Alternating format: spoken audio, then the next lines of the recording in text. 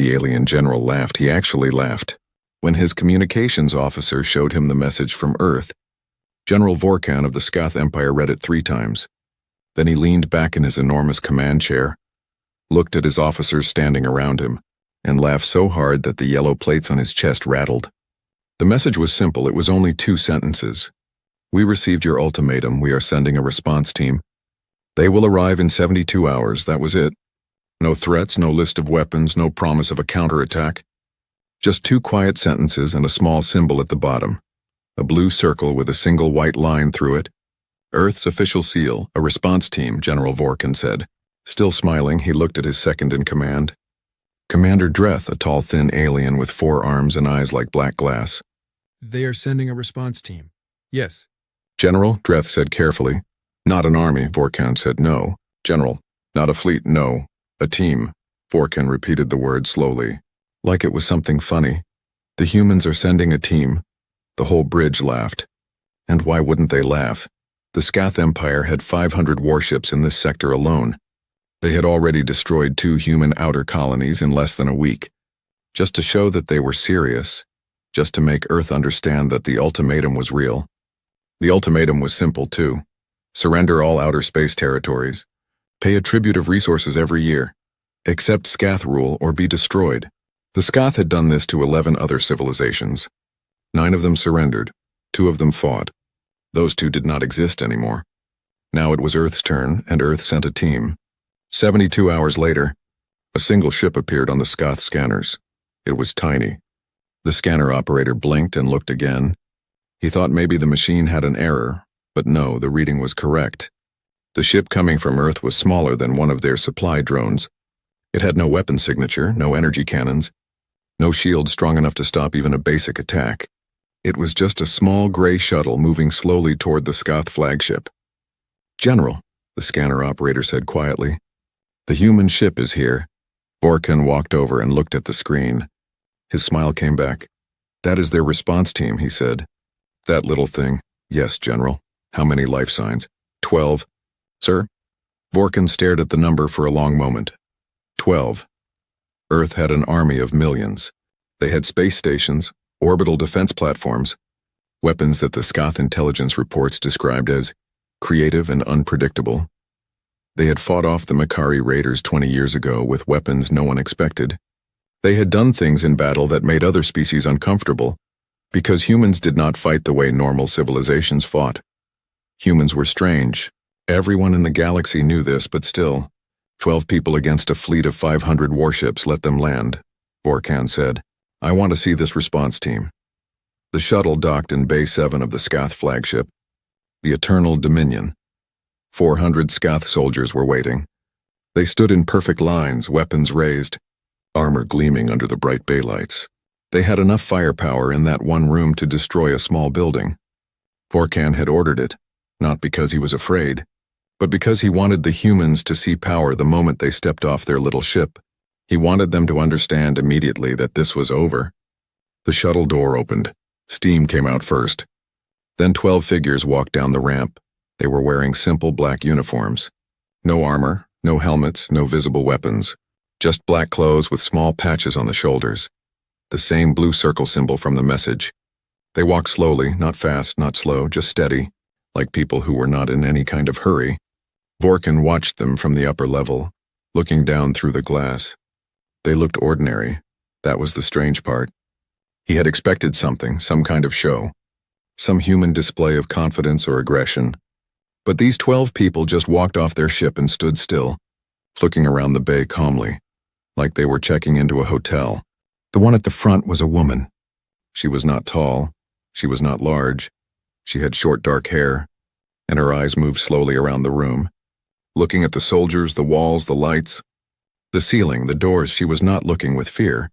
She was looking the way someone looks when they are learning a place, memorizing it. Her name, as Vorkan would later learn, was Captain Vera Mace, and she was the most dangerous person in that room. But he did not know that yet. Vorkan came down to the bay himself. He walked through the lines of his soldiers and stopped 10 feet from the 12 humans. He was twice their height. His armor was decorated with the marks of 40 years of military service. He had conquered planets. He had watched civilizations fall. He was not a small creature in any sense of the word. He looked down at Vera Mace. She looked up at him. Neither of them spoke for a moment. Then Vorkan said through his translator device, "You are Earth's response." "Yes," Vera said. 12 people. Yes.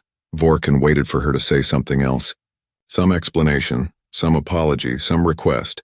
But she just stood there looking at him with those calm, steady eyes like she had all the time in the world. "Do you understand your situation?" Vorkan asked. He meant it as a statement, but it came out as a question somehow. Something about her quietness did that. "We understand it completely," Vera said. "Then you understand that you have no options," Vorkan said. "You are on my ship, you are surrounded, Earth is far away. Whatever you came here to do, negotiate, threaten, beg, it does not matter.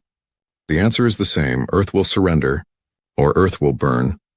Vera nodded slowly like she was listening to something she had already heard before. "We are not here to negotiate," she said. "Then what are you here for?" "We are here to give you one chance," she said. "Our message told you that we said we were sending a response team. We did not say we were sending diplomats." Vorkan stared at her. The bay was very quiet. "One chance," he repeated slowly. "Yes," Vera said. "You have 24 hours to contact your empire and tell them to cancel the ultimatum. If you do that, we leave, no problem, everyone goes home." Vorkan looked at the 11 people standing behind her. Then back at her. "And if I don't?" Vera did not answer right away. She looked around the bay one more time at the soldiers. The walls, the ceiling, the doors. Then she looked back at him. "Then we get to work," she said. Vorkan had them put in cells, of course he did. He was not going to hurt them, not yet. That would cause political problems. Killing a diplomatic team, even a very strange one, was not something you did without paperwork. Besides, he was curious now. He wanted to know what Earth was thinking. What kind of plan involved sending 12 unarmed people onto an enemy warship? So he put them in the holding cells on level 6 and told his officers to watch them. The cells were strong. The doors were made of hardened alloy. The locks were electronic with 3 backup systems. The cameras watched every corner. There were guards posted at every entrance. It was a good prison, as prisons go. Vorkan went back to the bridge and started writing his report.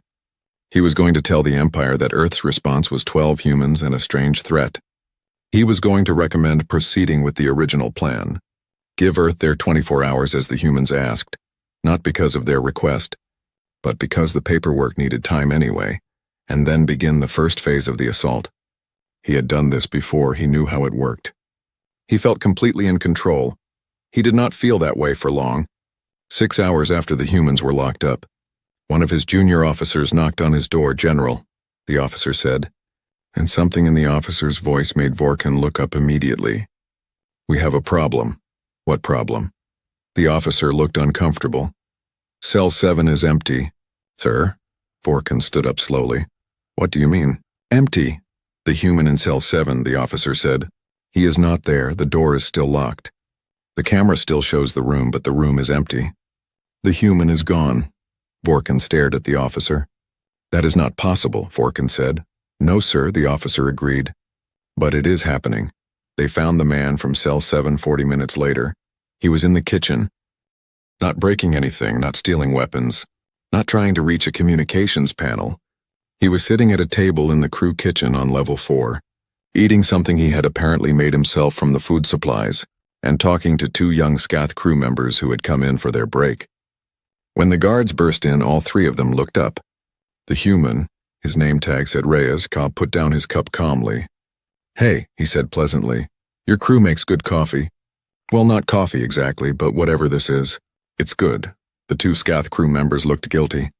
They had been talking to him for 20 minutes. They had not reported him because somehow in 20 minutes, this human had made them feel like they were just having a normal conversation. The guards grabbed Reyes and brought him back to his cell. They checked the door, they checked the lock. They reviewed the camera footage frame by frame. They could not understand how he got out. The door had never opened. Vorkan reviewed the footage himself. He watched it 4 times. At the 3-hour 14-minute mark, the human called Reyes was sitting on the floor of his cell. He appeared to be sleeping, or at least resting with his eyes closed. At the 3-hour 15-minute mark, the cell was empty. 1 minute, that was all. Vorkan rewound the footage. Watched it again, there was no malfunction. No glitch, No cut in the recording. The human was there, then the human was not there. Check the other cells, Vorkan said quietly. His officer left the room. Vorkan stood alone in the surveillance room, watching the empty cell on the screen, and for the first time in a very long time, he felt something unfamiliar in his chest. Not fear exactly, but something close to it. His officer came back 3 minutes later. The officer's face was a color Vorkan had never seen on a Scoth face before. General, the officer said, his voice barely above a whisper. All 12 cells are empty. Vorkan turned very slowly. They are all gone, the officer nodded. Where are the guards? That is the other problem, sir, the officer said. We cannot find the guards either. Down on level 3, in a maintenance corridor that the cameras did not cover. Captain Vera Mace stood with her 11 team members. They were all there, all 12. None of them were hurt. None of them were rushing. They stood in the quiet, dark corridor, and Vera looked at each face, and each face looked back at her. These were not ordinary soldiers. Reyes had spent 4 years in a black site learning how to survive in any environment and escape any room. He had gotten out of that cell in 11 minutes using a piece of metal he had quietly removed from his boot heel during the walk from the shuttle. Chen, standing to Vera's left, was a former deep-cover intelligence operative. She had spent 2 years living as a different person in an enemy nation and never been caught. She had learned the Scoth guard rotation simply by listening to footsteps through her cell wall for 6 hours. Torres, behind her, could disable electronic systems without tools. He had done it to the cameras on level 6 17 minutes ago. Every one of the 12 had a story like this. Every one of them had been chosen not because they were the strongest or the fastest or the most heavily trained in combat. They had been chosen because they were something rarer than that. They were people who could not be stopped by normal things. Vera looked at them all and spoke quietly. They have 5,000 crew on this ship, she said. They think we are in our cells. They think they are safe. They have 24 hours before they do something that cannot be undone. So we have 24 hours. She looked around the group. Let's get to work. In the darkness of the corridor, 12 humans moved silently into the belly of the most powerful warship in the Scoth fleet. And not one alarm went off, not one. General Vorkan did not sleep that night. He sat in his command chair on the bridge of the Eternal Dominion and stared at the screens in front of him. Every screen showed a different part of his ship. Corridors, engine rooms, storage bays, crew quarters, cafeterias, weapons decks, 5,000 rooms on 500 levels, and he was watching all of them. Nothing, no humans, no alarms, no sounds. It was like they had disappeared into the walls. He had sent 300 soldiers to search level 6 where the cells were. They found nothing. He had sent another 200 to search levels 4 and 5. They found nothing. He had locked down every exit on the ship, every shuttle bay, every airlock, every emergency hatch. Nowhere to go, nowhere to hide, and still nothing. How? Vorkan said quietly to no one. Commander Dreth stood beside him, also watching the screens, also saying nothing. Because there was nothing useful to say. The humans were somewhere on this ship, 12 of them, and a ship with 5,000 trained soldiers could not find them. What Vorkan did not know, what he could not know, was that the humans were not hiding. They were working. Vera Mace moved through the maintenance corridor on level 8 like she had been born in it. She kept one hand lightly on the wall, feeling the vibration of the ship's systems through the metal. Every ship has a rhythm, a pulse like a living thing. Vera had learned this a long time ago. She had learned it in dark places, in situations much worse than this one. She knew how to read a ship by feeling it. She counted the vibrations. Engine room, 3 levels down, she could feel it. Power relay, 40 meters ahead. She could hear it. Guard station. She stopped. Listened, 2 sets of footsteps, they were not moving. Standing guards, probably bored, probably not paying full attention. They never did after the first 2 hours. She waited. She counted to 60. Then she moved past them without a sound. Chen was on level 12. She was doing something that looked, to any outside observer, completely impossible. She was having a conversation. She had found a young Scoth technician working alone in a small communications relay room. The technician's name, as far as Chen could tell from the name badge, was something that sounded like Crit. He was young, probably on his first posting, sitting alone doing maintenance work at 2 in the morning ship time. Chen had simply walked in and sat down across from him. The technician had frozen completely. "Hello," Chen said in the Scoth language. She had spent the last 6 hours in her cell, memorizing the basic phrases from the sound she heard through the wall. She was not fluent, not even close, but she had enough. The technician stared at her like she was a ghost. "I am not going to hurt you," Chen said slowly, carefully. "I just want to talk." The technician looked at the door. "You can call the guards," Chen said. "That is your choice. But before you do, can I ask you something first?" The technician said nothing, but he did not move toward the door either. Chen leaned forward slightly. "Do you want to be here?" she asked. "On this ship?" Doing this, it was a strange question. Kret had not expected it. He had expected threats. He had expected the human to grab him, use him as a hostage, demand something. That was what enemies did. That was what soldiers did. But this human just sat across from him with calm eyes and asked if he wanted to be here. And the honest answer, the answer Kret had never said out loud to anyone, was no. He was 19 years old. He had been drafted 8 months ago. He had wanted to be an engineer, design buildings, not serve on a warship watching humans get locked in cells. He was scared most of the time, and he did not think the war was a good idea, and he missed his family, and he had nobody on this ship to talk to. He did not say any of this, but somehow, the way he didn't say it, the silence, the way his shoulders dropped slightly, the way his eyes moved, Chen read every word of it. She nodded slowly. "Okay," she said softly. "That's okay." She stood up to leave. "Wait," Kret said. Before he could stop himself, Chen stopped. "How did you get out?" Kret asked. "Of the cells how?" Chen smiled at him. "That is a very long story," she said. "But I will tell you this much. We have been in much worse places than your cells."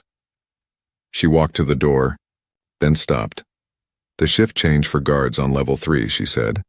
Without turning around, "What time is it?" Kret should not have answered. He knew he should not have answered.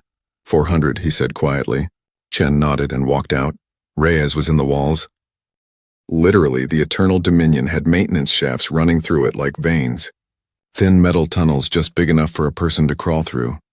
They were for repair drones, not people. But Reyes was not a large man, and he had spent 3 years in places smaller than this. He was mapping the ship. In his head, he was building a picture of every shaft, every junction, every drop point. He had been doing this for 4 hours now, moving quietly through the darkness. Sometimes he would stop and listen through a wall to the room on the other side. Sometimes he would find a vent and look through it, counting soldiers, noting weapon positions, marking patrol routes. He had a near-perfect memory. This was not a talent he was born with. It was something that had been trained into him over years of situations where forgetting a detail could get him killed. His brain stored information like a filing system now, automatically, constantly by his 0300. He had a complete map of levels 3 through 9 in his head. He found a junction point where 4 shafts met and settled in. He pulled a tiny piece of metal from inside his collar and started scratching the map into the shaft wall in small, careful lines. Not for himself, he did not need it, for the others, in case something happened to him. Then he kept moving. Torres was the quiet one. Of the 12, he spoke the least. He had always been this way, even before the training, even before the operations and the missions and the years of doing things in dark places that he could never talk about. He had been quiet. He communicated better with machines than with people. Right now, that was exactly what was needed. He was crouched in front of an electronic panel on level 4. The panel controlled the ship's internal communications, the system the crew used to talk to each other, issue orders, send alerts. It was protected by 3 layers of encryption and a physical lock. Torres had bypassed 2 of the encryption layers in 20 minutes using only his fingers and a thin piece of wire he had taken from inside his boot. The 3rd layer was harder. He sat with it for a long time, not frustrated, not rushing, just thinking, the way he always thought. Slowly. Completely from every angle. Most people, when they faced a locked door, thought about how to break through it. Torres thought about what the door was afraid of. Every system had a weakness. Not a flaw exactly, more like a pressure point. A place where if you pushed in just the right way, the whole thing shifted. He found it at 330. It was a tiny redundancy loop in the 3rd encryption layer, a backup system that was supposed to protect the main system, but actually created a small gap, like a door that locks from the inside but has a window next to it. Torres pushed. The panel opened. He did not change anything. He did not send any messages. He did not want them to know he had been here, he just looked. He read the ship's internal communication logs for the last 6 hours and memorized everything important. Guard positions, shift changes, the general schedule, which levels were being searched, which levels had been cleared and were now empty. Then he closed the panel carefully, made sure it looked exactly as it had before, and moved on. Back on level 6 in the now empty cell block, something strange was happening. A guard named Preth was walking his patrol route. He had been doing this patrol for 4 hours and nothing had happened, and he was very bored and his feet hurt. He turned the corner at the end of the corridor and stopped. There was a human sitting on the floor. Just sitting there in the middle of the corridor, with his back against the wall and his eyes closed. The human's name was Dr. Marcus Webb. He was the 12th member of the team, and his role was very different from the others. Preth raised his weapon immediately and called for backup. 2 more guards came running. All 3 of them stood over the human with weapons pointed at him. Webb opened his eyes slowly. He looked at the 3 weapons pointed at his face and he did not flinch. He did not raise his hands in panic. He just looked at the weapons calmly and then looked at the guards and said, in very slow and careful Scoth, I would like to speak with General Vorkan. Please. The guards looked at each other. You are supposed to be in a cell, one of them said. Yes, Webb agreed pleasantly, but I came out. I thought it was better to come to you rather than make you keep searching. You look tired. The guard's mouth opened and then closed again. Take me to the general, Webb said. I have something important to tell him. And I think when you hear what it is, you will agree it was worth waking him up. Vorkan was awake already. He had never gone to sleep. When his guards brought Webb to the bridge, Vorkan looked at the human for a long moment without speaking. Then he looked at his guards, then back at the human. Where are the others? Vorkan said. On your ship, Webb said simply. Where on my ship? Webb smiled slightly. I don't know exactly, he said. We do not all share locations. It is safer that way. Each person works separately. They only come together when it is time. Time for what? Time to finish, Webb said. Vorkan stepped closer to him, using his height deliberately, looking down at this small, quiet human who had somehow walked out of a locked cell and presented himself on the bridge as if he owned it. You are going to tell me where they are, Vorkan said. No, Webb said without any drama, just simply, like someone saying the weather. You understand I can make you tell me. You can try, Webb said. But I should save you the time. It will not work, not because I am especially brave. I am not. But because of what I used to do, I was a psychologist, General. I worked for 12 years studying what breaks people and what doesn't. And then I spent 6 more years learning personally what it takes to break me. The answer is more than you have time for. Vorkan stared at him. Then why are you here? Vorkan said. Why did you come out and let yourself be caught if you will not help me find the others? Webb looked up at him with his calm eyes. Because I am the distraction, Webb said. Vorkan's head turned sharply toward his communications officer. General, the communications officer said, and his voice was very strange. Something is happening on level 2. What? The power relays. Sir, the lights on level 2 are going off. Section by section, someone is manually switching them off. One by one, Vorkan turned back to Webb. Webb's small smile had gotten slightly wider. While you have been talking to me, Webb said quietly. They have been working. On level 2, in the growing darkness, Vera Mace walked slowly down the corridor. Behind her, section by section, the lights went out. She was not trying to hide anymore. The first phase was done, the mapping was done, the communication logs were read, the guard schedules were memorized, the weak points were found, the pressure points were identified. Now it was time for the second phase. She touched the small device on her wrist. Not a weapon, just a communicator. One of 4 that the team had built from parts taken from maintenance panels during the night. She pressed it twice. Across the ship, 11 people felt 2 vibrations on their wrists. They all stopped what they were doing. They all turned toward where they needed to go next. The Eternal Dominion had 5,000 crew members. It had 500 levels. It had weapons that could destroy a city from orbit, and 12 humans, who had spent one night quietly walking through its walls.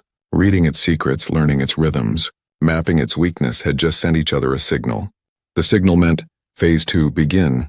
In the darkness of Level 2, Vera Mace kept walking. She was not afraid. She had been in places darker than this. She had been in situations with worse odds than this.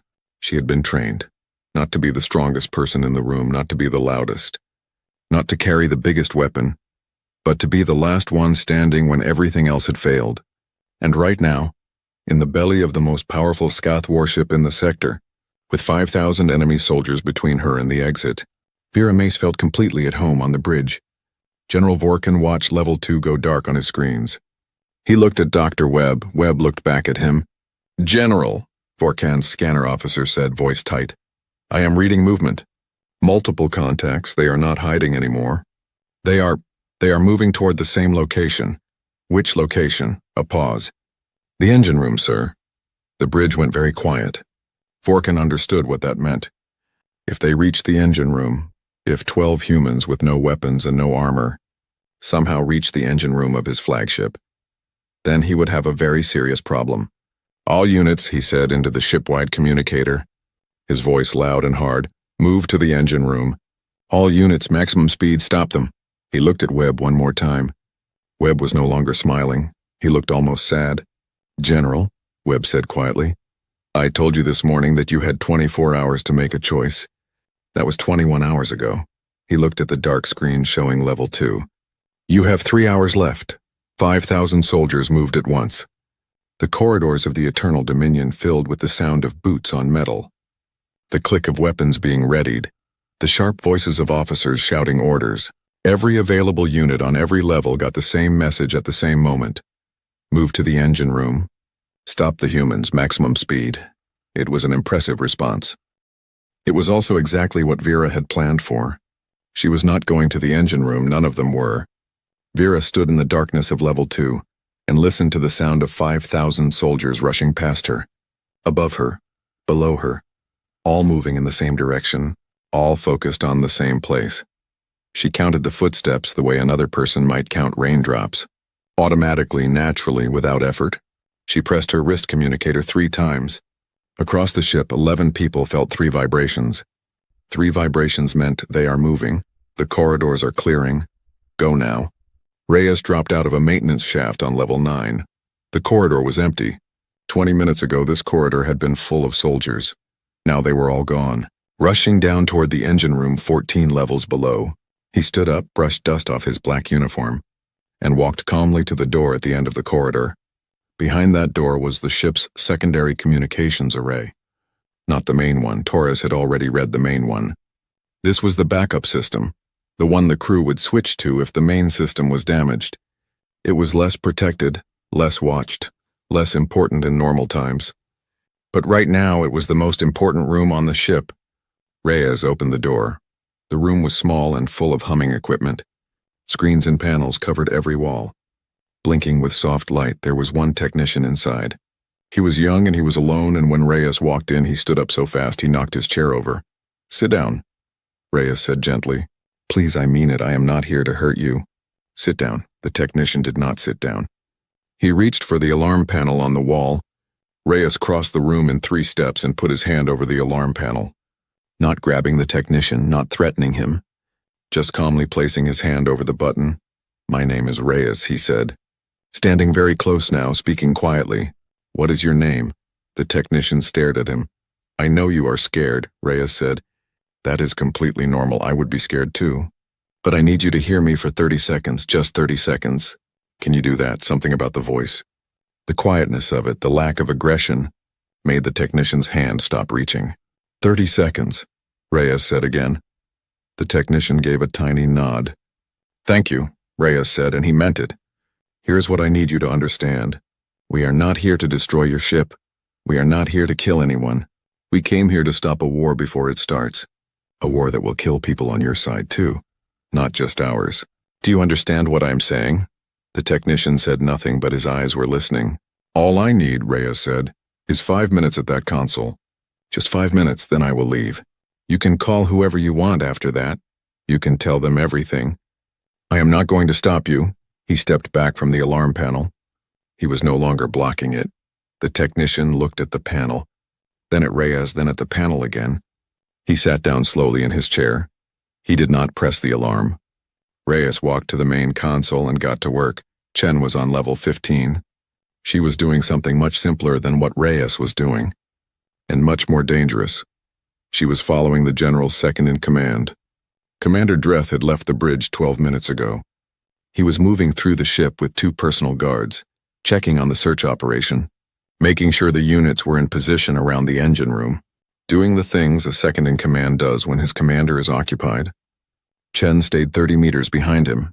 This was a skill that took years to learn properly. Following someone in an enclosed space, a ship, a building, a station, was much harder than following someone in an open city.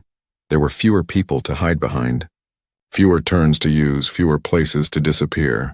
Most people who tried it made a mistake within the first 5 minutes. Chen had not made a mistake like that in 11 years. She watched Dreth the way a scientist watches a specimen, learning his walking speed, the way he moved his head, how often he checked behind him, how far ahead he looked. She was building a picture of him, the way she built pictures of everyone she followed. A complete picture, how he thought, what he noticed. What he did not notice, what she was really looking for, was simple. She wanted to know if Commander Dreth was the kind of person who followed orders, or the kind of person who made decisions that mattered. She needed to know before the next phase. Dreth stopped at a corridor junction and spoke to one of his guards. Chen stopped too, pressing herself against the wall in a shadow. Completely still, she watched his hands while he talked, the angle of his body, the way the guard responded. She had her answer in 40 seconds. Dreth was a decision maker. That was good. That was exactly what she needed. Torres had found the engine room, not to go inside. He had no intention of going inside. The engine room was surrounded by soldiers now, hundreds of them, all waiting for the humans to appear. It would have been a very bad place to actually go. But the engine room had a service corridor running along its left side, a thin passage used by maintenance crews to access the outer panels without going through the main room. The soldiers had not sealed it. It was too small for most of them to fit through comfortably, and they had probably decided no one would use it. Torres fit through it easily. He moved through the service corridor until he found what he was looking for, a junction box set into the wall between the corridor and the engine room. It controlled the power flow to the engine room's lighting and internal systems. Not the engines themselves, not anything that would damage the ship, just the lights and the internal panels. He opened the junction box. He looked at the wiring inside for a long moment. Then he started to work. General Vorkin stood on the bridge and watched his screens. His soldiers were in position around the engine room. Every entrance covered, every vent sealed, every access point guarded. The humans were coming here. The scanner had shown multiple contacts moving in this direction, and when they arrived they would find 500 soldiers waiting. It was a good trap, he was sure of it. "Sir," his scanner officer said, "the contacts." "They have stopped moving." Vorkan looked at the screen. The small dots that represented the human life signs were scattered across several levels. None of them were moving toward the engine room anymore. They had simply suddenly stopped. "Where are they?" Vorkan said. "Level 2, Level 9? Level 15, Level 7, sir, they are. They are spread out across the ship. They are not together." Vorkan stared at the screen. They were never going to the engine room. The realization arrived in his mind slowly. Like cold water, they were never going there. It was a trick. He had moved 5,000 soldiers away from everywhere else on the ship and concentrated them in one place. And the humans had used that movement. Used the empty corridors. Used the distraction. He had done exactly what they wanted. "Move units back to their positions," he said, keeping his voice calm. "Now full spread. Cover every level." "Sir, which levels do we prioritize?" "All of them," Vorkin said sharply. "Sir, we do not have enough." "All of them," he said again. Dr. Webb was still on the bridge. Nobody had moved him because nobody had decided what to do with him. He was sitting in a chair near the back wall, not restrained, not guarded closely, because all the guards were busy with other things and Webb had given no reason to think he would try anything. He was just sitting quietly, watching. He watched Vorkin's face when the general realized the engine room was a trick. He watched the way Vorkin's shoulders changed, the slight tension that moved through his body, the way his eyes went hard and then uncertain and then hard again. Webb had spent 18 years studying exactly this. The moment when a powerful person realizes they are not as in control as they thought, it was always the same. Always that same sequence, the denial first. Then the recalculation. Then the decision about whether to double down or adapt. Forcan was doubling down. Webb had expected that. He stood up quietly from his chair. The nearest guard looked at him immediately. "I need to use the bathroom," Webb said simply. The guard looked at another guard. They were not sure of the protocol for this. No one had told them what to do if the human prisoner asked for the bathroom. "There is 120 meters down that corridor," Webb said helpfully. Pointing, one guard went with him. Webb walked to the bathroom, went inside. And the guard stood outside the door. Inside the bathroom, Webb stood at the sink and ran cold water over his wrists for 30 seconds. A habit from his training days. Something that kept his mind clear and his heart rate down. He looked at himself in the mirror. He looked tired. They were all tired. But tired was different from finished. He dried his hands, walked back out, nodded pleasantly to the guard, and walked back to his chair on the bridge. On his way, he passed the communications console. He did not stop. He did not touch anything. He just walked past it, but he looked at the screen for exactly 2 seconds as he passed. That was enough. Vera was on level 1. Level 1 was the top of the ship. The command level, it held the bridge, the general's quarters, the senior officers' rooms, and the main communications center. It was the most protected level on the ship. Normally, right now, most of its guards were somewhere else. She moved through the corridor with Torres beside her. They had met at the junction point 20 minutes ago as planned. Torres had done his work at the junction box, and now they were here. Together, moving toward the main communications center. "How long?" Vera said quietly. 10 minutes, Torres said, equally quiet. "Maybe less. Some guards, 2 on the door. 2 inside. The inside ones are watching screens." "Not the door," Vera nodded. She stopped at a corner and looked around it. 2 Scath soldiers stood at the communications center door. Big, armed, alert. These ones had not gone rushing to the engine room. These ones were doing their job. She looked at Torres. Torres looked back at her. This was the moment, not the technical part.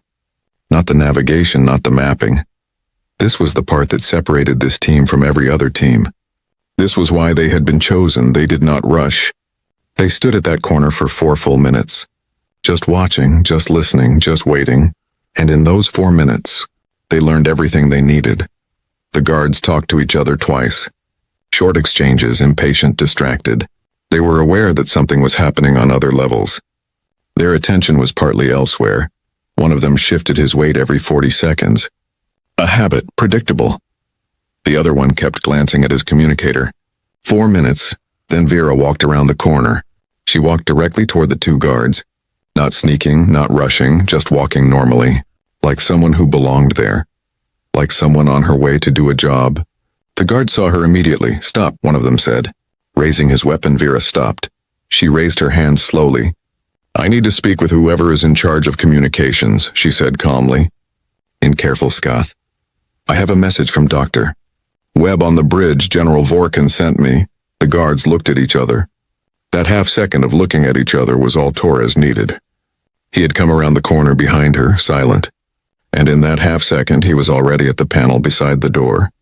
His fingers moved across it fast and certain, and the lights in the corridor went out. In the darkness, 2 soft sounds. Then the lights came back on. Both guards were on the floor. Not dead, not badly hurt, but deeply asleep. Torres had found the pressure points in the Scath anatomy from the intelligence files 3 weeks ago, and memorized them the way he memorized everything. Completely and permanently. Vera lowered her hands. She looked at the 2 sleeping guards. "Good," she said. Torres was already opening the communications center door. Inside, the 2 operators at the screen spun around. They saw Vera, they saw Torres, they looked at the door, they looked back. "Please do not reach for anything," Vera said, in the same calm voice she used for everything. "We are almost done. This will be over soon, I promise you that. Just sit still." One operator reached for an alarm. Torres was faster.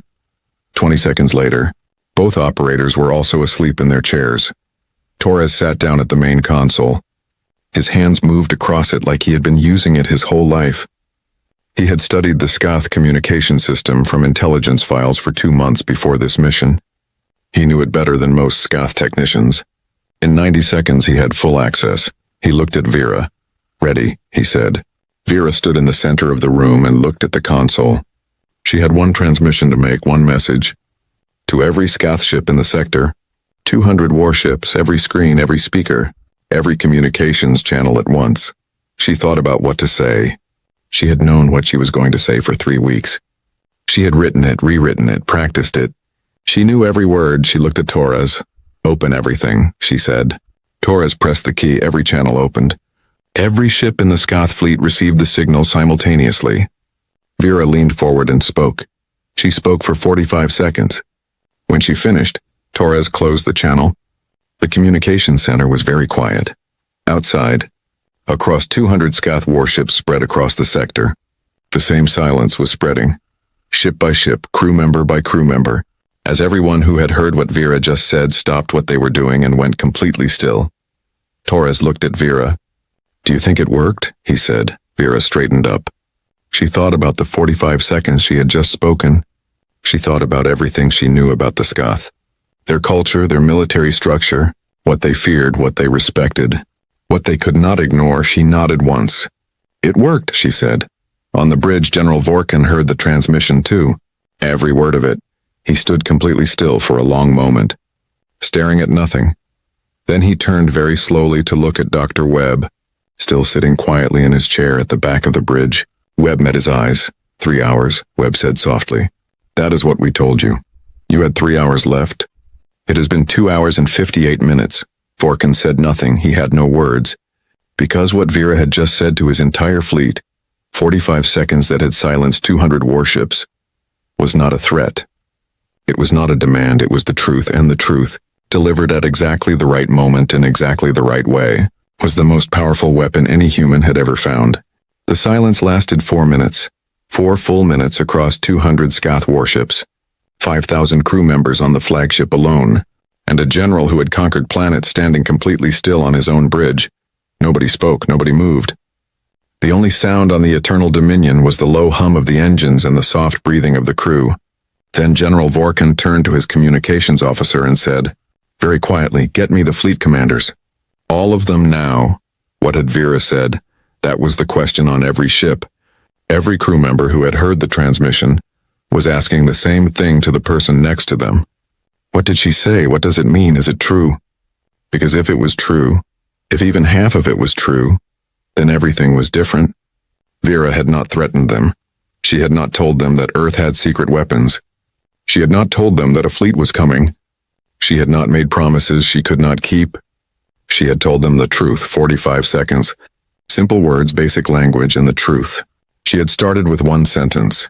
"My name is Captain Vera Mace, and I am standing in your flagship's communications center, which means your general is already our prisoner." That was the first thing. Not a boast, just a fact delivered quietly, the way facts are delivered. Then she had said the second thing. "We came here with 12 people because 12 was enough, not because Earth is weak, but because Earth did not want to destroy you. An army destroys. We were sent to stop this before it became something that cannot be stopped." Then the third thing, the part that silenced everything, 3 months ago, your empire sent scouts to Earth's outer systems. We know this. We let them go. We let them report back. We let you believe you had complete intelligence on our capabilities. You do not. What your scouts saw was what we wanted them to see. She had paused there. Just for a moment. The 12 of us are not Earth's best fighters. We are not Earth's strongest soldiers. We are 12 people who volunteered to come here first, to give you a chance before Earth sends what comes next. Your scouts did not see what comes next. Nobody outside Earth has seen it. We built it after your ultimatum arrived. We built it in 90 days. Because that is what humans do when someone threatens our home. Another pause. I am not going to tell you what it is. I am going to give your general the same choice we gave him when we arrived. You have 1 hour to stand down. If you do, we leave. No war. No destruction. You go home. We go home. If you do not, what comes next leaves Earth in 6 hours. One final sentence. We did not want this. We still do not want this, but we are very, very good at it. Then she had closed the channel. Commander Dreth found Vera in the communications center. He came with no soldiers. That was the first surprising thing. He came alone, which told Chen everything she had already figured out about him, that he was a decision maker, that he had already made a decision, and that he did not need soldiers to deliver it. Chen was standing in the corridor outside the communications center when Dreth walked past her. He stopped, he looked at her, she looked at him. "You followed me," he said. It was not a question. "For 40 minutes, Chen said. "Why?" "I needed to know what kind of person you were," she said. He was quiet for a moment. "And what kind of person am I?" "The kind who makes decisions," Chen said. "The kind who will do the right thing even when it is not the easy thing." Dreth looked at her for a long moment. Then he nodded once, a very small nod, and walked into the communications center. Vera looked up when the door opened. She saw Dreth, she saw that he was alone. She read his posture the way she read everything, completely. Instantly she knew before he said a word. "The general will not stand down," Dreth said. He said it without anger, without drama, just simply the way a person states a fact they wish were different. "He is a proud creature. He has never retreated in 40 years. He does not know how to do it, I know," Vera said. "He is calling the fleet commanders now. He is going to order them to begin the assault on Earth's outer colonies. He believes your transmission was a bluff." Vera nodded slowly. "Is it a bluff?" Dreth asked. Vera looked at him. She did not smile. She did not look away. "No," she said. Dreth absorbed this.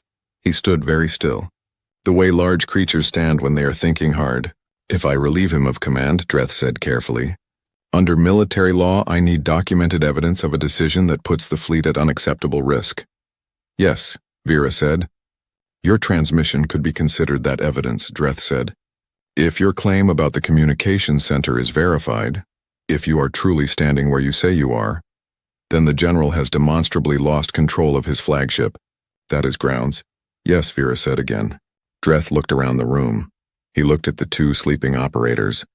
He looked at Torres at the console. He looked at the open channels still glowing on the screens. He looked back at Vera. "You planned for this," he said. "You knew the general would not stand down. You knew someone would have to remove him. You needed it to be someone from inside." Vera said nothing. That was enough of an answer. Dreth was quiet for a very long time. Then he reached to his communicator and opened a channel to the bridge. "This is Commander Dreth," he said, his voice steady and formal. "Under Article 19 of the Scath Military Code, I am assuming temporary command of this vessel. General Vorkan is to be relieved immediately. Security is to stand down. All offensive operations are suspended pending review." A long silence on the other end. Then, "Confirmed, Commander." Dreth closed the channel. He looked at Vera. "It is done," he said. Vera nodded. "Thank you," she said. And she meant it completely on the bridge. General Vorkan did not fight it. That surprised everyone. His officers had expected him to argue, to demand explanations, to refuse. But when the security team came to escort him from the bridge, he simply stood up from his command chair, straightened his armor, and walked with them. At the door, he stopped. He turned and looked at Dr. Webb, still sitting in his chair at the back of the bridge. "You knew," Vorkan said, "from the beginning. You knew exactly how this would end." Webb looked at him with tired, honest eyes. "We hoped," Webb said. "There is a difference." Vorkan stared at him. "What are you?" he said. And the question was genuine, not angry, not military, just a creature trying to understand something it had never encountered before. "What kind of species sends 12 people to do this?"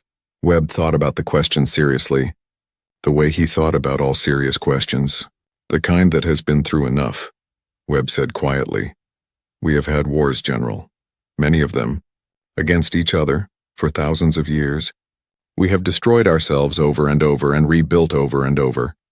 We have learned things from that, painful things. Things you only learn by surviving them." He paused. "We sent 12 people because we have learned that the most dangerous thing in any conflict is not the weapon. It is the person who knows exactly when not to use it." Vorkan looked at him for a long time. Then he walked out. The fleet stood down one by one. Across 200 ships, the weapons systems powered down. The assault formations broke apart. The ships moved back to neutral positions. It took 40 minutes. Vera stood in the communications center and watched it happen on the screens. Ship by ship, the little indicators changing from red to yellow to green, and she felt something she had not allowed herself to feel for the entire mission: relief. Just for a moment. She let herself feel it, then she put it away. There was still work to do. Reyes came back first. He walked into the communications center with his hands in his pockets like he had just been for a walk. He looked at the screens, looked at Vera, raised his eyebrows. Done, Vera said. Good, Reyes said. He sat down on the floor with his back against the wall and closed his eyes. In 30 seconds, he was asleep. Chen came next, then Torres, then the others one by one. Over the next 20 minutes, each of them came in, checked the screens, saw the green indicators, and found a place to sit or lean or lie down. They were exhausted, all of them. 19 hours of moving through a hostile warship, no sleep, no proper food, operating on training and focus and the kind of will that does not come from physical strength, but from something deeper, something that gets built in dark places over many years. Webb came last, escorted by a young Scath crew member who looked uncertain about what to do with him, now that everything had changed. Webb thanked the crew member politely and walked into the room. He looked at his 11 teammates scattered around the floor and the walls, and he felt something that he did not have a clinical word for, something that his years of studying human psychology had never quite captured in a definition. He sat down next to Vera. Commander Dreth wants to talk, Webb said. When we are ready, he wants to discuss terms. Terms, Vera said. The official standing down, the withdrawal. He wants it documented properly. He's that kind of person, I know, Vera said. Chen told me. Webb nodded. He looked around the room at the sleeping and resting figures. Give them an hour, Vera said. Yes, Webb agreed. They sat in comfortable silence for a moment. Did you believe it, Webb said, when you made the transmission? Did you believe what you said about what Earth built? About what comes next? Vera was quiet for a moment. Yes, she said. So did I, Webb said. Another silence. General Vorkin asked me what we are, Webb said. What kind of species? What did you tell him? The truth, Webb said. That we have been through enough to know better. That we know when not to use the weapon. Vera nodded slowly. She looked at the screens, all green now, all quiet. He will think about it, she said. For the rest of his life, he will think about those 12 people and that question. Good, Webb said. That is the point. The meeting with Commander Dreth lasted 2 hours. It was formal and careful and documented in triplicate, the way military agreements always are. The Scath fleet would withdraw from Earth's outer systems. The ultimatum was cancelled. The destroyed colonies would be acknowledged formally. A communication channel would be established between Earth and the Scath Empire, through neutral parties. No war, no further destruction, just a withdrawal and an open channel and the understanding, on both sides, that this had come very close to something that could not have been undone. Dreth signed the agreement. Vera signed it. Dreth looked at her across the table when it was done. Your transmission, he said. What you said about what Earth built in 90 days. Vera looked at him. Is it real? He said. Vera held his gaze. Does it matter? She said. It worked. Dreth thought about this. He was a very intelligent creature and he understood what she was saying. The transmission had worked not because it was necessarily true, but because it was possibly true. And with humans, possibly true was enough. Because everyone in the galaxy had learned at some point that humans did not bluff the way other species bluffed. When humans said something quietly and without drama, it was usually the most honest thing in the room. He nodded slowly. Safe journey, Captain Mace, he said. Safe journey, Commander, she said. The 12 humans walked back to their shuttle. They walked through the corridors of the Eternal Dominion with Scath crew members watching from doorways and junctions, hundreds of eyes following the 12 black uniforms moving steadily toward Bay 7. Nobody stopped them, nobody spoke to them. The crew just watched. They watched the way you watch something you want to remember, something you know you will tell stories about. Something that does not fit into any category you already have. In Bay 7, the shuttle was exactly where they had left it, untouched, undamaged, sitting small and gray under the bright lights. They boarded in silence. Vera was last. She stopped at the top of the ramp and looked back at the bay, at the lines of Scath soldiers who had come to watch them leave. She looked at them for a moment, then she nodded once. Nobody nodded back. But something shifted in that room, something too small to name but too real to miss, and Vera felt it before she turned and walked inside. The shuttle undocked. It moved away from the Eternal Dominion slowly, the way it had arrived, unhurried, steady. a small gray shape in the enormous dark. Inside, most of the team was already asleep. Reyes had been asleep since before they undocked. Torres was close behind him. Chen was sitting with her eyes closed and her head back. Not quite asleep, but not quite awake. Somewhere in the middle where exhausted people go. Webb sat near the front and watched the flagship getting smaller on the screen. Vera sat in the pilot's seat. She set the course for Earth and then sat back and looked at the stars. She thought about the last 24 hours. Every room, every corridor, every decision. Every moment where something could have gone wrong and didn't. Every moment where it almost did. She thought about the 12 of them. These strange particular people who had been chosen not for their strength but for their depth. Not for what they could destroy but for what they could survive. Not for how loud they were but for how much they could do in complete silence. She thought about all the places they had been before this. All the dark rooms and bad situations and impossible odds that had made them into what they were. All the things they had carried for years that most people never knew about. She thought about what Vorkan had asked. What are you? She did not have a better answer than Webb's, but she had her own answer. A private one, the kind you do not say out loud. They were people who had learned that the most powerful thing a human being could do was stay calm in the room where everyone else had lost their calm. Think clearly in the place where thinking was hardest, and care, genuinely care, about the outcome, even for the enemy, even at the end. That was what Earth had sent. Not weapons, not an army. 12 people who had been broken and rebuilt so many times that they had become something the galaxy did not have a name for yet. 3 days later, back on Earth, Vera sat in a small office and gave her report. The people listening were not generals, not politicians, not military commanders. They were a small, quiet group. The same people who had put this team together, who had spent 2 years finding exactly these 12 people and preparing exactly this mission. Vera gave the full report. Every detail, every decision, every outcome. When she finished, there was a silence. Then the woman at the head of the table said, "Well done." Just that. 2 words. Vera nodded. She stood up to leave. "Captain Mace," the woman said. Vera stopped. "There is a new message," the woman said. She slid a single paper across the table. "It arrived yesterday, while you were on your way back." Vera picked up the paper. She read it. It was short. Just a few lines.